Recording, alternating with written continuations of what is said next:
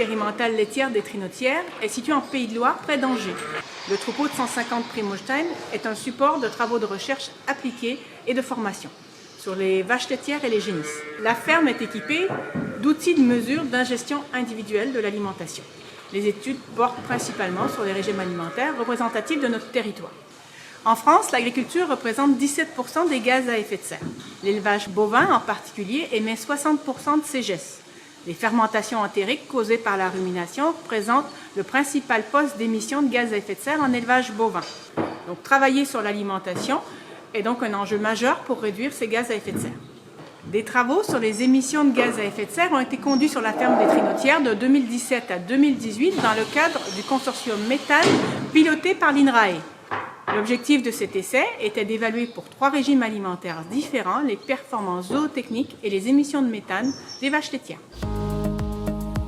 Comment avez-vous mesuré le méthane ? Nous avons réalisé 3 lots de 15 vaches. Pour quantifier le méthane émis par les vaches, nous avons utilisé 2 greenfields. Le greenfield est un distributeur automatique de concentré sur lequel est couplé un système d'analyse d'air par de l'infrarouge qui permet de quantifier le méthane émis lorsque l'animal s'y alimente. Quelles étaient vos rations ? La ration Trino est la ration habituellement distribuée à la ferme des Trinotières. Elle se compose essentiellement d'ensilage de maïs pour 67% de la matière sèche distribuée et de tourteaux de colza pour 25% de cette même matière sèche distribuée. Elle contient environ 25% d'amidon et 41% de NDF. La ration CH4- se compose également d'ensilage de maïs pour près de 63% de la ration et de tourteaux de colza pour environ 16% de la ration. Mais elle diffère de la ration Trino par l'ajout de graines de lin extrudées afin de réduire la méthanogenèse dans le rumen. Au total, cette ration contient 24% d'amidon et un peu moins de 40% de NDF. A l'inverse, la ration CH4+ a pour but de favoriser la méthanogenèse. Celle-ci est composée d'ensilage de raigrats italien pour 63% de la ration, de tourteaux de colza pour 16% de la ration. Elle contient également de la pulpe de betterave, ce qui entraîne une teneur en parois plus élevée avec 42% de NDF et quasiment pas d'amidon puisqu'elle ne contient que 1% d'amidon.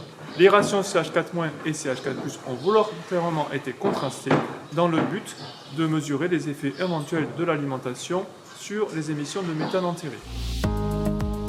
Quelle est la ration la plus méthanogène ?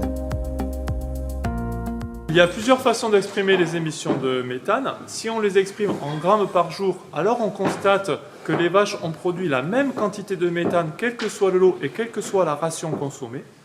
En revanche, si on ramène ces quantités de méthane par kilo de matière sèche ingérée ou par kilo de lait produit, on constate que les lots CH4- et les lots Trino ont émis moins de méthane que le lot CH4+. Si je récapitule, il y a peu de différence d'émissions entre les trois si on regarde l'émission de méthane en grammes par jour, mais ramenées en fonction de la consommation et ou de la production, les rations CH4- et Trino sont moins émettrices. D'un point de vue zootechnique, cet essai montre que les rations à base d'amidon et pauvres en fibres sont moins méthanogènes. L'enjeu de la réduction d'émissions de méthane repose en partie sur l'aliment, mais ne doit pas faire perdre de vue l'impact de la conduite globale du troupeau, comme l'âge au premier vélage, qui joue un rôle important.